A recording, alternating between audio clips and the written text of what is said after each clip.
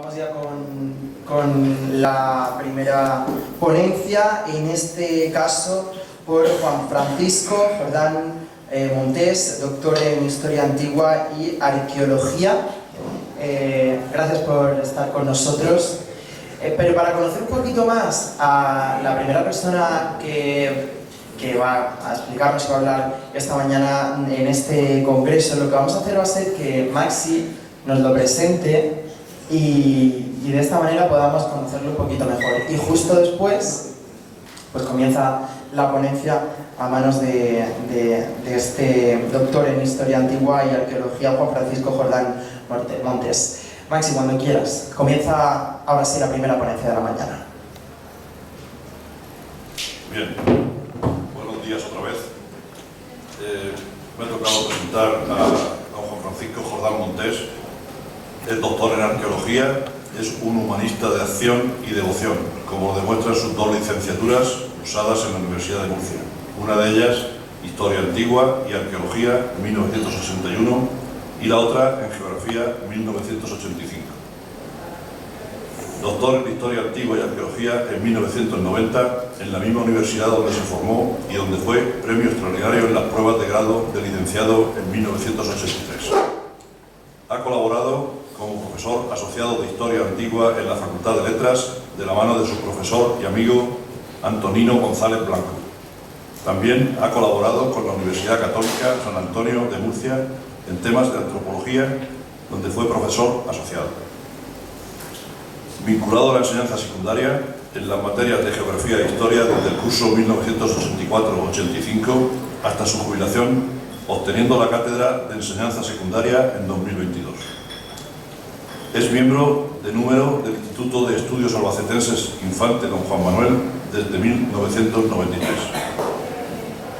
Hombre activo e inquieto, y ha realizado más de medio centenar de prospecciones e investigaciones de campo para el estudio y recogida de materiales tanto de arqueología como de etnología, sus dos grandes pasiones, lo que ha permitido publicar más de 200 artículos científicos que podemos agrupar en 5 grandes áreas: arqueología, 51, estudio de arte rupestre, 70, etnología, 80, historia antigua, 10, y didáctica y otras materias, 12, lo que le ha llevado a obtener varios premios, como el primer premio del Instituto de Estudios Albacetenses en su primera convocatoria de premios de estudios de arqueología en 1992, el primer premio en el primer certamen nacional sobre el origen de los tambores, 1991, o el acceso al primer premio de etnología del Instituto de Estudios Albacetenses en 1990. Sus vastos conocimientos le han llevado a participar como ponente en 76 congresos, seminarios, jornadas, etc. Impartir clases en cursos especializados, así como dar numerosas conferencias y participar en varias mesas redondas. También ha sido miembro del Consejo de Redacción en 7 revistas científicas. Como apuntábamos al principio, es una persona impregnada de los conocimientos humanísticos, por lo que ha escrito 12 novelas históricas, más un libro sobre teoría de la literatura para escribir este tipo de novelas. Sus expresiones espirituales las ha plasmado en 9 poemarios y 2 exposiciones de dibujos, fundamentalmente paisajísticos, así como en 3 cuentos. Con todos ustedes, don Juan Francisco Jordán Montés.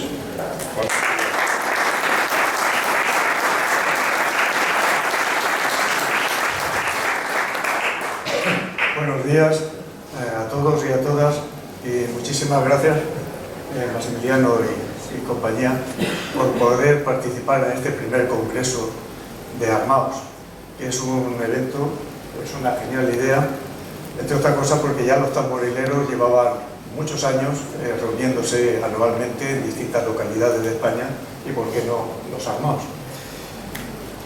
Una advertencia antes de iniciar la exposición: es solamente una línea de trabajo y una hipótesis de trabajo, es decir, no es una teoría consolidada lo que nosotros vamos a intentar plasmar aquí en la conferencia, ¿vale? Francisco, cuando quiera usted pasa la primera. Eso es un reconocimiento necesario y obligado no por cortesía, sino por auténtica justicia, mencionar a Isabel Mira Ortiz, porque fue, podemos decir, la pionera en el estudio simbólico y etnográfico de los armaos y de la danza del caracol, que es una de las facetas quizás menos conocidas de estas asociaciones de soldados romanos. Y sin más dilación, pues Francisco, usted pase. Bien, sobre los armados hay una extensísima bibliografía. Antonio García Rodríguez estudió los armados de la Macarena en Sevilla y lo sigue haciendo. Francisco Rodríguez García de Calatrava y en la zona de Ciudad Real, de Almagro. Bueno, hay muchísimos libros muy buenos, aparte de nuestra querida compañera Isabel Mira Ortiz, que todos conocen, y la lectura a esos volúmenes pues es recomendable y oportuna. Francisco, cuando quiera. Bien, hubo alguna aportación en la revista murciana de Antropología, que es de libre acceso, sobre el tema de los armados. Y en este trabajo se estudió sobre todo el tema de los laberintos.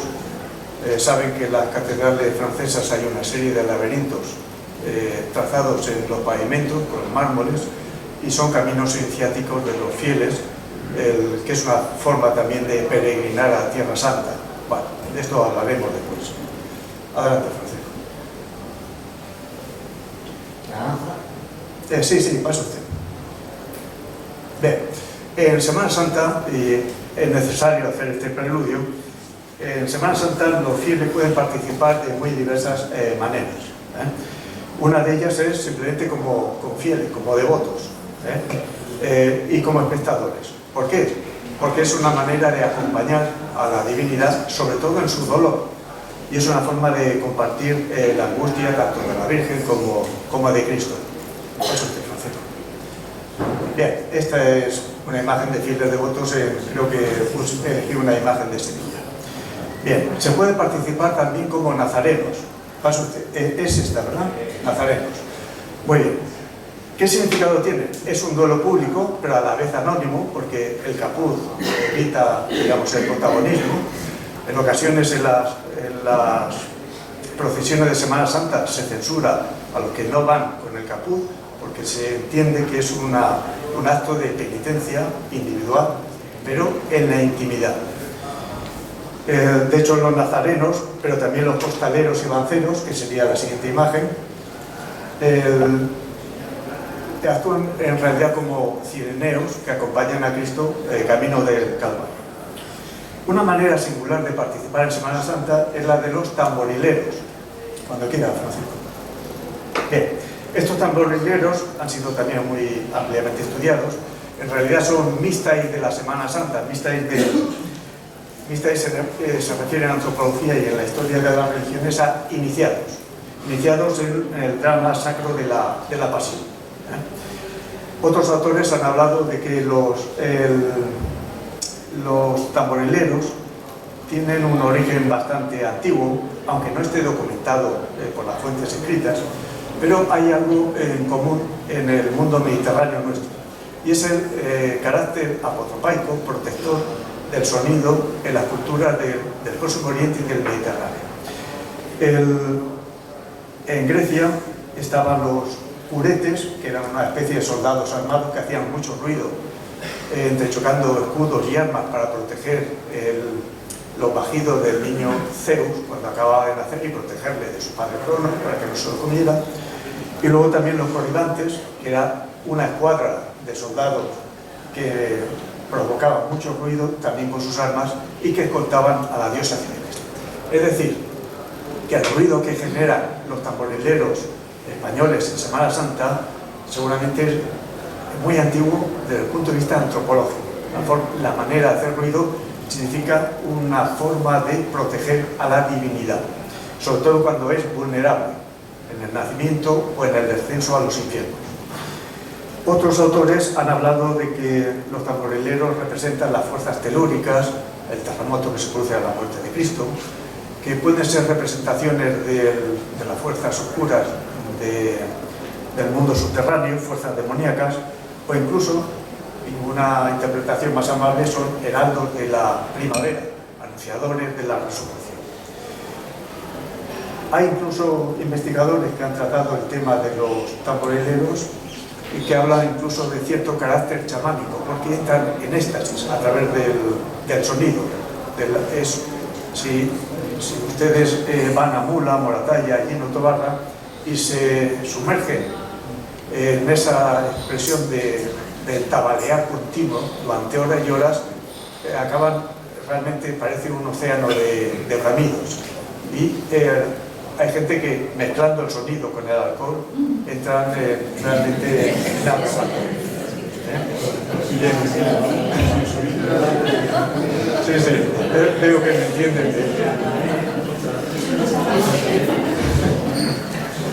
Bien, ahora Francisco va a pasar una serie de imágenes donde aparecen tamborileros de distintas localidades.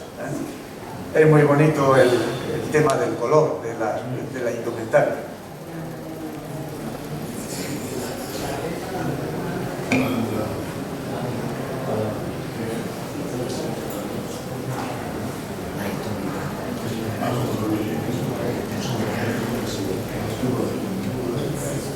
Si llegamos a las turbas, ¿son las turbas? Sí. Entonces nos quedamos, Francisco, en la anterior, si es tan amable.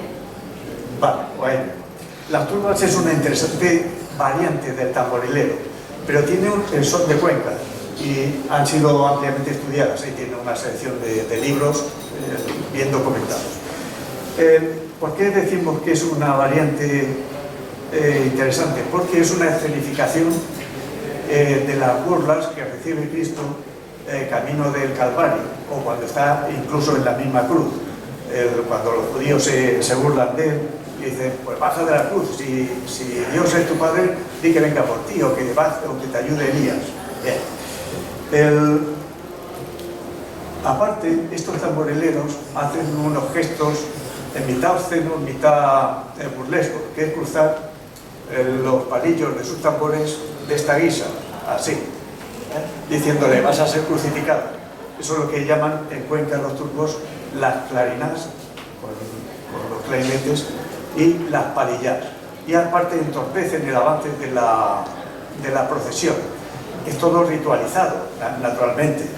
Es una burla y una violencia contraria a Dios, pero ritualizada. Alguien tiene que hacer de malo en cualquier película. Vale, adelante, Francisco.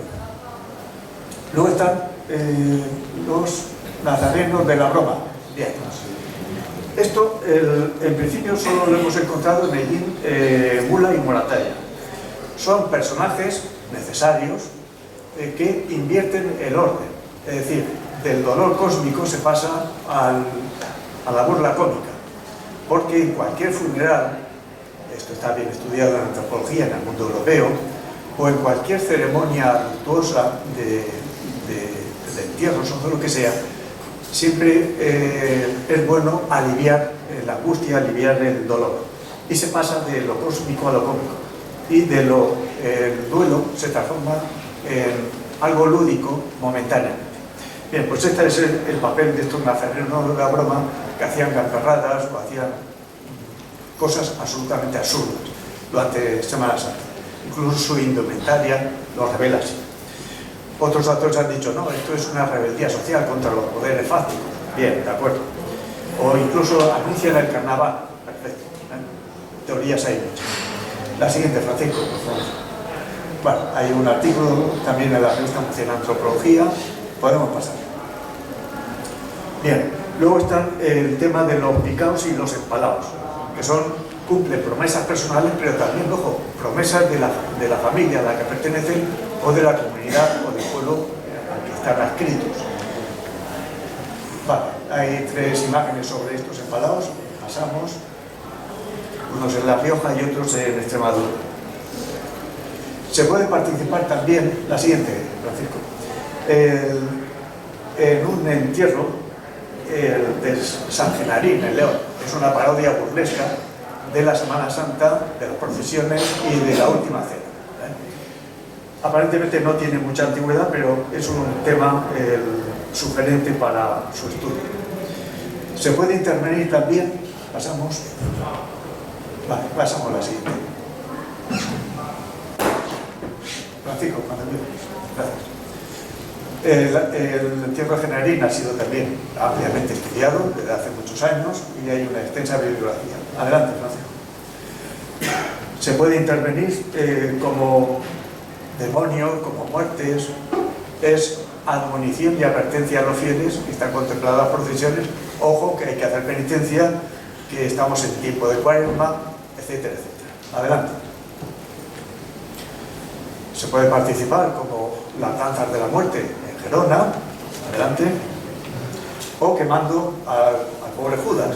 Se puede quemar, se le puede matar a arcabuzazos, se le puede mantear o se le puede apedrear. Realmente Judas, no solamente Judas, sino el invierno, lo caduco, lo viejo, lo demoníaco, Satanás, etc.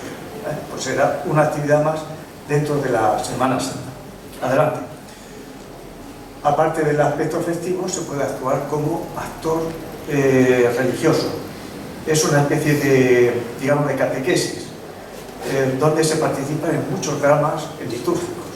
Hemos elegido este de Alcoriza, en Teruel, pero hay decenas en toda la geografía española. Hay algunos espectaculares, como el Lorca, al estilo italiano, grandioso, luminoso. Aunque sea un espectáculo de Semana Santa, eso no importa, los de Lorca son así. Es todo un desfile casi faraónico, donde aparecen escenas del Antiguo y del Nuevo Testamento. Adelante, Francisco. No reparan en gastos, cuadrigas, caballos, pero sigue siendo religioso, las imágenes salen, etc. Y tenemos un tema muy bonito que es los incensarios de Loja, en Granada, donde esta gente son penitentes, pero también son escoltas de los pasos de Semana Santa. Y por fin, los armados. Por tanto, 15 maneras diferentes de participar en Semana Santa, y nosotros vamos a hablar de los armados. Los armados se pueden, por la bibliografía que he visto, se puede estudiar desde distintas ópticas. Primero, desde la perspectiva de las cofradías y hermandades, su historia, su indumentaria, sus estatutos, etc. Lo que hizo Isabel Mira Ortiz desde la simbología, con el tema del caracol, la espiral, el tema de la vid. Ella estudió pinturas y bajorrelieves en madera del siglo XVI, XVIII, XIX, tema sugerente. Se puede estudiar desde la arquitectura, es decir, cómo los laberintos trazados en las catedrales europeas nos sirven para intentar entender los laberintos que trazan los armados en nuestra Semana Santa. Y nosotros vamos a centrar la exposición en la danza del caracol y vamos a intentar encontrar qué precedentes posibles hubo. Insisto mucho que es una línea de investigación, que es solo una hipótesis de trabajo. Vale, pues pasamos a ver. Ahora hay varias imágenes sobre armados, hablemos. Mis disculpas a los armados de Espinoso y del Bonillo porque no sabía que allí había armados, si no habrían aparecido en la imagen. Hay fotos antiguas, sumamente interesantes.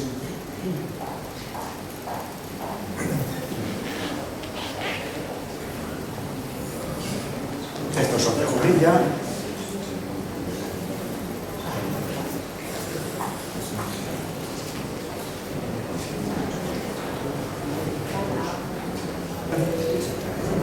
Bien, estos son los 4 aspectos que hemos dicho que se pueden estudiar los armados y seguramente a partir de este congreso de los próximos se abrirán varios frentes más.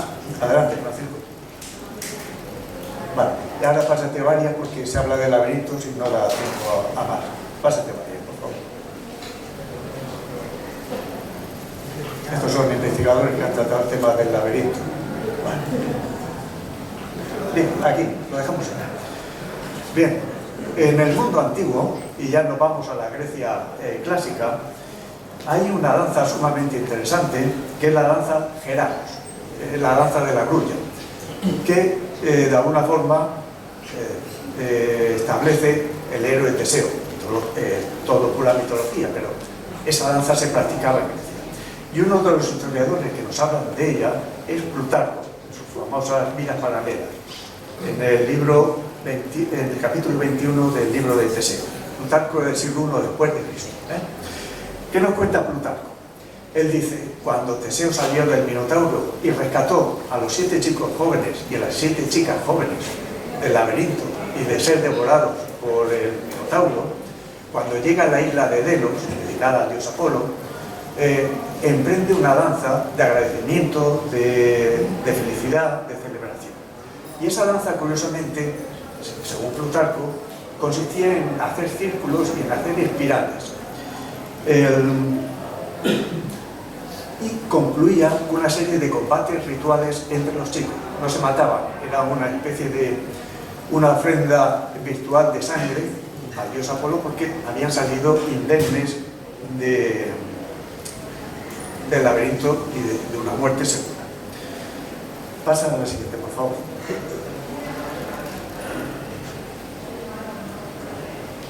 Vale, este creo que es el texto de Plutarco. Hemos subrayado en azul lo importante para que vean lo que se necesita destacar, lo que hemos dicho: danzas en círculo, gratitud, circunvoluciones.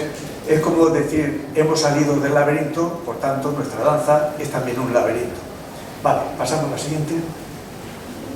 Vale, pasa, Francisco, vamos a ir para adentro. Bien, hay un vaso, está fechado en el siglo VI antes de Cristo, en el 570 antes de Cristo, de un pintor, Clintias, que en ese vaso, el vaso François, representa otra vez la danza del caracol. Estamos siglo VI antes de Cristo. Y ahí aparecen en la imagen de abajo, exactamente, unos jóvenes, los jóvenes que ha salvado Teseo, que se cogen de las manos, más que de las manos, de las muñecas, curiosamente, y emprenden una danza en círculo. ¿Vale? Seguimos, pasa, Francisco. Vale, ahí, en la parte superior del friso del vaso François aparece en la imagen, hay un barco. En el barco están los chicos y las chicas que ha salvado Teseo. Unos levantan los brazos alegres y contentos. Hay otro que no ha podido resistir más y se ha tirado al agua y está nadando. Y otro que ha saltado como un mariner del barco a tierra. Al otro lado le está esperando Teseo con la lira, el instrumento mágico, y Ariadna con el ovillo. Vale. ¿Por qué usamos el tema de Teseo? ¿Por qué es tan importante esta danza Geranos de Teseo? Porque desde la arqueología, la iconografía y la literatura siempre se ha comparado a Teseo con Cristo. ¿Por qué? Porque Teseo desciende a un laberinto, derrota al Minotauro y sale victorioso. Del mismo modo, Cristo, por 3 días desciende a los infiernos, vence a un Minotauro, que sería Satanás, y sale libre. Teseo rescata a 15 chicos jóvenes atenienses, y van a ser devorados por el Minotauro, y Cristo rescata a todas las almas de los justos que estaban en los infiernos en espera de su resurrección. En muchos objetos cotidianos, joyas, sarcófagos romanos, aparece Teseo como alegoría de la figura de Cristo. Esto está bastante bien estudiado y ahí no hay ningún tipo de duda. En consecuencia, podríamos plantearnos que hay una cristianización de la danza Geranos de Teseo en el mundo cristiano. No sabemos cuándo, ni cómo, ni dónde, ni quién, pero hay una similitud oral y escenográfica, y una similitud en el momento en el que se celebra esa danza, que es un momento de peligro, de descenso a los infiernos, de desaparición de la divinidad. Vale, pasamos a otra. Bien. ¿Pone Homero ahí? ¿Sí? Vale. El Homero, en su Ilíada, ya estamos en el siglo VIII, nos vamos yendo muy lejos, a mediados del siglo VIII, tiene una descripción también de la danza de la danza de Teseo. La diosa Tetis, que es la madre de Aquiles, le pide a Hefesto, dice: oye, hazme unas armas para mi hijo Aquiles, porque las ha perdido. Las ha perdido porque su amigo Patroclo las ha cogido, ha ido a luchar contra esto lo ha matado y se ha quedado las armas. Entonces quiero unas armas que haga a Aquiles invulnerable, el resto sin problema.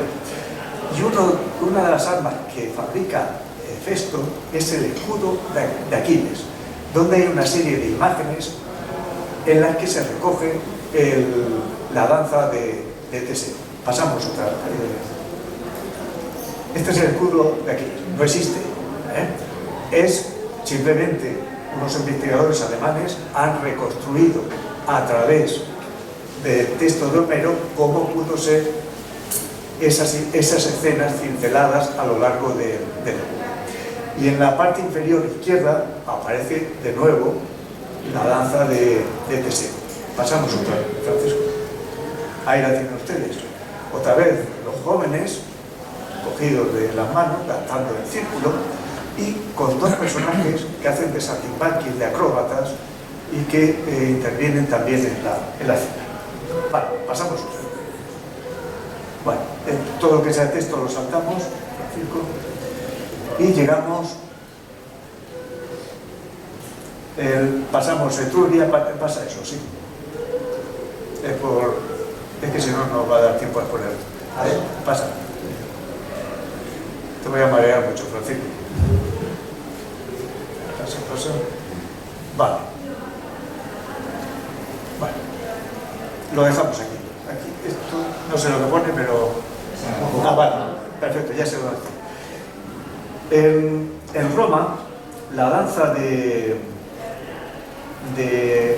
Teseo, escrita por Homero, también va a ser imitada por Virgilio. Bien. Hay que tener en cuenta que hay otra danza que se parece mucho a la de Teseo, que es la danza funeraria de Patroclo. Cuando muere Patroclo, el amigo íntimo y algo más que amigo íntimo de Aquiles, Aquiles le celebra unos funerales. En esos funerales, los escuadrones aqueos, de soldados aqueos, giran 3 veces en torno a la pira funeraria de Patroclo, mientras está ardiendo su cadáver. De nuevo es una danza en círculo, en espiral. Es cierto que es en un contexto diferente, no es en un contexto victorioso de salida del infierno, sino de protección del cadáver. Y cuando termina la cremación, hay unos juegos fúnebres, donde hay carreras de carros, pugilato, combates singulares, tiro con arco, tiro con jabalina, etc. Esto lo cuenta Homero en la Ilíada. Y en Roma, y pasamos otro. Sí, vale. Ahora pasa otra, Francisco. Lo dejamos ahí parado en esta, lo dejamos parado en esta. Vale. En Roma, Virgilio, que había leído a Homero, dice, pues yo también voy a hacer una escena en la Eneida, voy a hacer una escena de funeral. Esta danza funeraria le llamaban los romanos los ludus troiae, los juegos troyanos. Está sacada del mundo griego. Eneas en la Eneida le dice a su hijo, a Ascanio, oye, hay que celebrar juegos fúnebres por mi padre y por tu abuelo, por Anquises. Bien, y Ascanio dice, sin problema. Él elige a 3 turmae, o 3 escuadrones de jinetes y de soldados romanos, y giran varias veces en círculo alrededor de la tumba del abuelo, de Anquises. Lo curioso es que hay avances y retrocesos, dice Virgilio, en el giro, hay inversión en la marcha, que es lo que hacen también nuestros armados en Semana Santa. Y por supuesto termina todo con simulacros de combate. ¿Por qué hemos elegido esta imagen? Porque en ocasiones, culturalmente, hay coincidencias formales. Esto no quiere decir que haya una herencia directa, pero sí una coincidencia, porque la especie humana tenemos una psique común y a veces nos expresamos de la misma manera en situaciones coincidentes. Fíjense lo que hacen los legionarios en Sevilla, levantando al Cristo, lo llevan a hombros, con los brazos levantados, y fíjense en un sarcófago romano lo que hacen unos compañeros de Héctor, cuando ha muerto, lo llevan de la misma manera.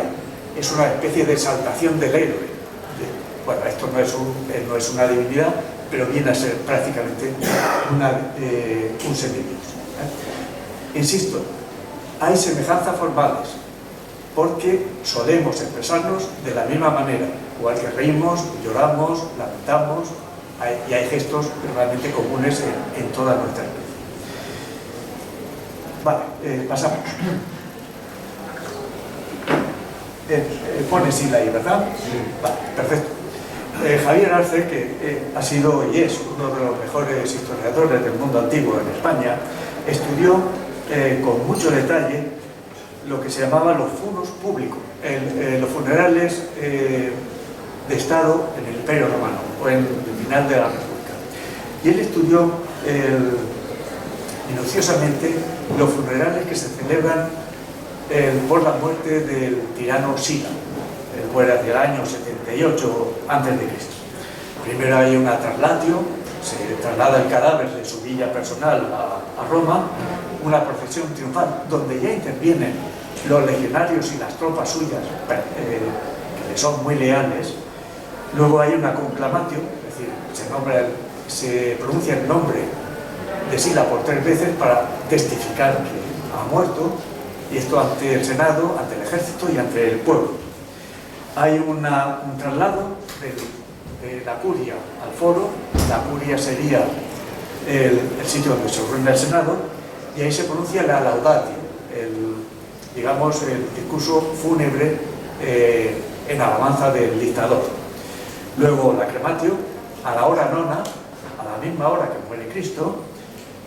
Y lo más interesante, la decursio. ¿Qué era la decursio? Pues unas maniobras en círculo, de nuevo, en espirales, que ejecutaban los legionarios romanos en torno a la pira funeraria de Sila. Era la decursio equitum, los soldados. Y esta decursio, que parece instaurarse al final de la República, se mantiene durante todo el Alto Imperio, incluso en el Bajo Imperio. Pasamos imágenes. Sáltate el texto, Francisco. Gracias. Esta, aquí. Antonino Pío, era un emperador del siglo II después de Cristo, en la base, que es inmensa, de la columna suya conmemorativa, se representa las evoluciones en círculo de su guardia pretoriana.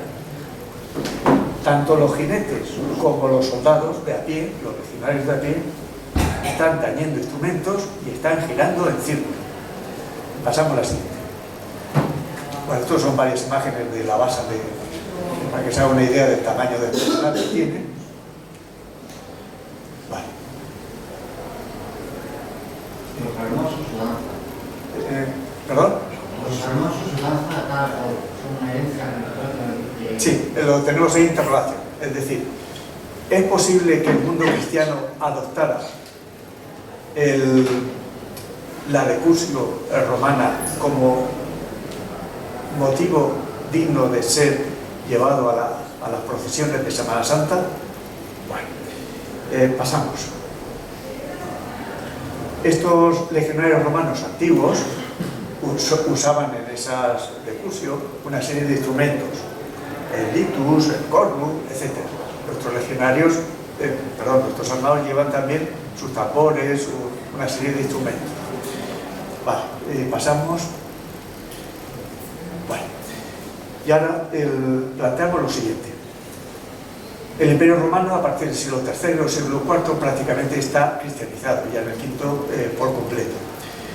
Entonces, Jesús se puede entender, o Cristo se puede entender como un emperador, sin duda alguna.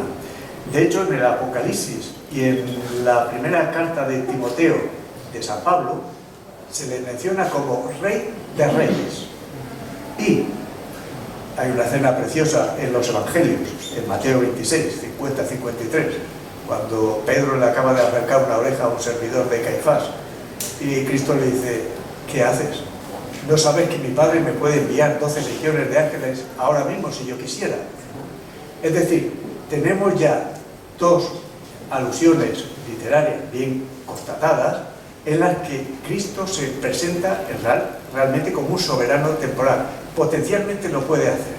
Por tanto, no sería nada raro que se le pudiera aplicar una escolta que pudiera girar en círculos en torno a su figura. ¿Bien? Va. Pasa. El mundo cristiano, vale. A ver, sí, sigue un poquito, a ver la imagen. Vale, perfecto. En principio, nuestros armaos de Semana Santa no es gente mala. Lo más que le podemos decir es que adopta una actitud aséptica, es decir, ni a favor ni en contra de Cristo. Sabemos por los evangelios, que están escritos en torno al año 70, año 90 después de Cristo aproximadamente, final del siglo I. Sabemos que en los evangelios canónicos los legionarios son malos, son los que le crucifican materialmente, son los que se burlan de él, los que le colocan la corona de espinas, los que le dan una caña como si fuera un cetro, los que le hacen reverencias burlescas, salve, oh rey de los judíos, los que le aplican los azotes, los que se reparten la túnica, incluso uno de ellos es el que le atraviesa el costado. Bueno. Pero hay un cambio de mentalidad al siglo siguiente. Tenemos un evangelio apócrifo, el de Pedro, fechado en el 150 después de Cristo. Hay una imagen. 150 después de Cristo. ¿Qué ha pasado en apenas 2 generaciones? Que los cristianos están siendo muy perseguidos y por tanto tratan de, por lo menos, no ser antipáticos ante el pueblo romano y, por supuesto, conciliarse con las autoridades romanas. Y entonces, ese relato de legionarios perversos, crueles, con la figura de Cristo, se transforma. Y en el Evangelio de Pedro, es un evangelio no canónico, está traducido al español, y decir que no es nada misterioso, está fechado en el 150 después de Cristo. Primero, los legionarios no participan en la crucifixión, no crucifican a Cristo. Segundo, con eso se les exonera del pecado y de la culpa histórica, que es muy importante, es un cambio de mentalidad en apenas 2 generaciones. Segundo, los legionarios solo actúan, en el Evangelio de Pedro, como custodios del sepulcro y como veladores del cuerpo de Cristo, no hacen otra cosa. Tercero, los legionarios actúan como testigos de la resurrección de Cristo y son ellos los que ven, atención, no María Magdalena, sino ellos los que ven a Cristo resucitado, flanqueado por 2 ángeles y seguido una cruz que levita y que avanza hacia ellos. Y cuarto, eso está en el Evangelio de Pedro, Y cuarto, los legionarios son heraldos que anuncian la resurrección de Cristo. Son ellos los que van y le dicen a Pilato: Señor, hemos visto como Cristo ha resucitado. Y son los que le dicen a las autoridades del Sanedrín, a las autoridades judías: hemos visto al que habéis vosotros crucificado, no a nosotros, le hemos visto resucitar. Por tanto, del 70 o del 90 después de Cristo al 150 después de Cristo, hay un cambio de mentalidad de los cristianos. Y ya nos permitiría afirmar que los legionarios ya son susceptibles de ser admitidos como custodios y veladores, que es lo que realmente hacen en muchas localidades españolas, en torno o alrededor o en la noche en la que muere Cristo. Vale, pasamos. A ver, vamos a llegar. Sigue pasando, Francisco. Vale, esto es el texto que yo les he estado contando. Vale. Ahora llegaremos a una tabla de doble entrada, más o menos. Sí, pasa, Francisco. Aquí. Bien. Más similitudes, digamos, desde el punto de vista antropológico. Hay muchos héroes del mundo grecolatino que descienden a los infiernos. Por ejemplo, Odiseo, Orfeo, Heracles, Eneas, Teseo, tenemos el laberinto como un infierno. Pero todos ellos tienen una misión, digamos, sumamente personal. Es decir, Odiseo baja simplemente para saber si podrá volver a Ítaca y consulta a su padre Tiresias, que está en los infiernos. Orfeo solo baja para intentar rescatar a su esposa y va a fracasar, a Eurídice. Heracles, que es un bruto, baja y rescata a Teseo, pero no a Pirito, que era su compañero. Eneas solo baja para saber cuál será el destino de Roma y entrevista a su padre, se entrevista con su padre, con Anquises. Y Teseo, que en el fondo es un bandido, aunque salga del laberinto, va a abandonar a Ariadna y se va a olvidar de ella. Es decir, son misiones personales y parcialmente fracasadas. En cambio, el descenso de Cristo es una misión, digamos, catecumenal, universal, y según los textos evangélicos, pues es una misión que triunfa. Todos estos héroes del mundo pagano, griego y romano, que han descendido al infierno, en realidad no vencen a las potencias infernales, ni a Hades ni a Perséfone, que serían los dioses de la pareja que domina el infierno. Y su victoria empírica es transitoria. En cambio, cuando Cristo desciende a los infiernos, según el Evangelio de Pedro y el Evangelio de Nicodemo, que es otro evangelio apócrifo del siglo IV, está fechado hacia el 350, ahí Cristo llega al infierno, rompe los cerrojos, rompe las puertas, las quiebra, coge prisionero a Satanás, lo encadena y le dice a Hades: oye Hades, una personificación del infierno, quiero que a este tipo me lo tengas encadenado hasta que yo vuelva en la parusía. Y así sucede, ¿eh? Es decir, que aunque haya similitudes en danzas o en catábasis, en descensos a los infiernos, hay que tener en cuenta siempre, en los trabajos de investigación, que puede haber diferencias de liturgia, de mentalidad, de doctrina, de teológica o de trascendencia. Bien, y como conclusiones podríamos plantear que la danza Héranos de Teseo, que describen Plutarco, el vaso François y el escudo de Aquiles, contado por Homero, en el siglo VIII a.C., pudieron tener cierta relación con las danzas fúnebres del mundo griego y del mundo romano, sobre todo lo que nos cuenta Virgilio de la Eneida y en los funerales imperiales, tanto de Sila, que sea del final de la República, como de Antonino Pío. ¿Eso pudo dar lugar a nuestras danzas del caracol? No lo sabemos, porque nos faltan cosas fundamentales. ¿El quién? ¿Pudo ser algún ilustrado del siglo XVIII? Bueno, algún clérigo que los había muy bien formados y que leían a los clásicos del mundo barroco español. Es posible, pero habría que encontrarlo. Habría que encontrar esa documentación. ¿Dónde? En España solo. Yo personalmente no sé si en Italia hay armados y si celebran danzas del caracol, que sería interesantísimo. ¿Y cómo se hizo esa transición? Es decir, a través de la pintura, de la escultura, de un clero de la Contrarreforma, que tratan de, digamos, convertir la liturgia católica en algo espectacular para contraponerlo al mundo protestante, que siempre es muy sobrio, solamente hay cruces en el interior de las iglesias, no hay imaginería, y por tanto el mundo católico del XVII busca esa riqueza de expresión, esa exaltación de catequética de los sentimientos, de decir que el pueblo participe, que es una forma de que sea instruido, etcétera, etcétera. Bueno, pues por tanto abrimos una ventana y si no en este congreso, en el siguiente, el Dios mediante, y hay muchos investigadores en España que tomarán el relevo si es posible. Muy bien, muchas gracias.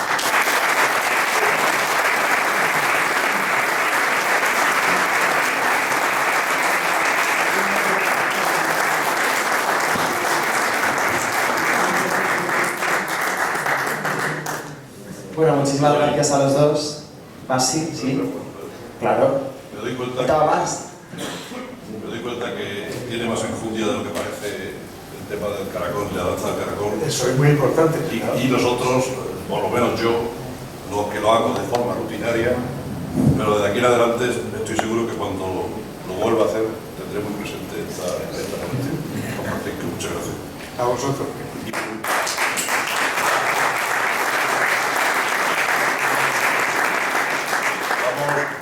Vamos, preguntar también, porque tenemos hilo no directo, pero bueno, tenemos hilo que podemos hacerlo, lo que has dicho de Italia, de preguntar si allí hay armados y todas esas cosas, porque en el último congreso que hicimos de los amarrados, que se hace cada 2 años, vinieron 10 personas de Italia a participar en ese congreso. Con lo cual, de momento es nacional, pero como esto se sigue así, habrá que decir que internacional. Y si podéis, con permiso, si podéis, a griegos, porque en el mundo bizantino, en el Imperio Bizantino, la liturgia era pura escenografía imperial. Entonces, hay que buscar en todo el Mediterráneo si ha habido este tipo de danzas y dónde se han aplicado, cuántos se han ejecutado, etcétera, etcétera. Pues nada, muchas gracias. ¿Hay alguna pregunta que queramos hacerle a don Francisco desde el público? Yo no le voy a hacer una pregunta. Lo primero que sí quiero hacer es dar las gracias por la cita que ha dado de mi humilde persona. Yo estoy muy por detrás de la sabiduría de Juan, pero sí le doy las gracias porque lo que ha dicho conlleva cientos de horas o miles de horas para llegar a las conclusiones que él ha llegado y a las intuiciones. Gracias por tu cultura, gracias por contarla y ponerla a nivel de todos nosotros. Isabel, yo no hubiera... de mí, que lo valoro tanto. Gracias. Te aseguro, yo no hubiera llegado aquí con esto si tú no hubieras empezado a trabajar y yo no hubiera leído tu trabajo. Es decir, que tú abriste en realidad la puerta de esta investigación.